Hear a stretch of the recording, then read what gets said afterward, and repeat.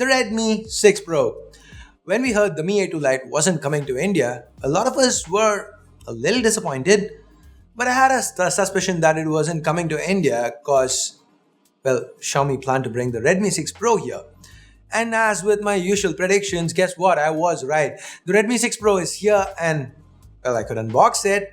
But we've done it before and it's the same thing all over again. The box, the Redmi 6 Pro, the case, the reading material, micro USB cables, an ejector pin, a 10-watt travel adapter. I could ramble on and on about this, but I'd just be wasting your time.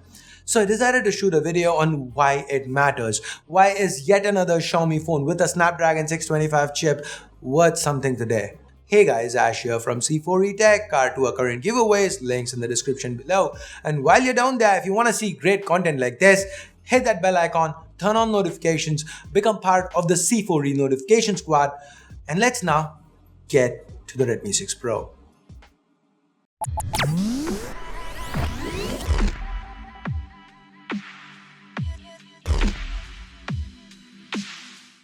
So the first thing about this phone is the build. From the back, it's nothing special. There are phones that look better, but they are plastic and Xiaomi's got metal here. So the Redmi 6 Pro, while it looks like a lot of other phones, it does feel a lot better in hand. The major change though is with what's there to the front, that notch. Now, some of us hate it, yes, but it does make for a better screen to body ratio. And at this segment, a phone that looks like this, it's hard to argue with that, and Xiaomi has managed to do it without sacrificing on resolution like Realme had to.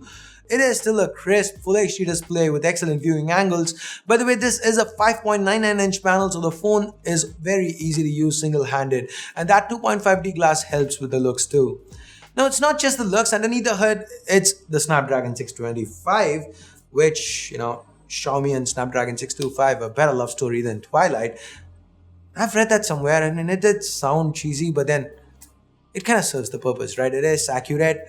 We've seen so many times, we've seen this chip so many times on a Xiaomi phone, but there are some extras here. For example, dual SIM plus micro SD, a headphone jack which even the higher priced Mi A2 lacks, and most importantly, a 4000 mAh battery. Now, given how frugal MIUI is with battery, this means battery life on this guy is nuts. Okay, the phone's just launching. How are you talking about battery life? Well, we did test it out. We have a full review of this phone. Check that out here. We did import it and cover it in the past. In our time with this phone, we spent a lot of time, by the way, and it was easy 2 days of moderate use. Even if pushed with intense gaming and stuff, this phone easily lasted a day on a single charge. Talking about being pushed, gaming and all that, the Snapdragon 625 might be old, but is still quite capable. The performance was nothing to scoff at. It managed to run most things thrown at it. So since we already touched on it, let us talk software. The Redmi 6 Pro runs on Android 8.1 Oreo with MIUI 9.6 built on top of it. The experience is something we enjoyed. There's face unlock, the full screen gestures, it all works well. One thing I disliked is how the screen blacks out more than the notch when you hide it. This is something I noticed on the Mi A2. I hope Xiaomi can fix it with an update, but that said, the overall experience was smooth and fluid, nothing to complain about. At this segment, the Redmi 6 Pro should give you the best performance and battery life, which makes this an alluring proposition if you're in the market for a phone in this segment. Now, with that, let's talk optics. We have a 12 megapixel primary camera with an f2.2 aperture coupled with a 5 megapixel depth sensing unit. If you feel like you've heard that before, that's because it's the same old setup from the Redmi Y2. The performance is similar. I'm not going to go in depth here. Check out our full review for that. In a nutshell, the performance is good under good light.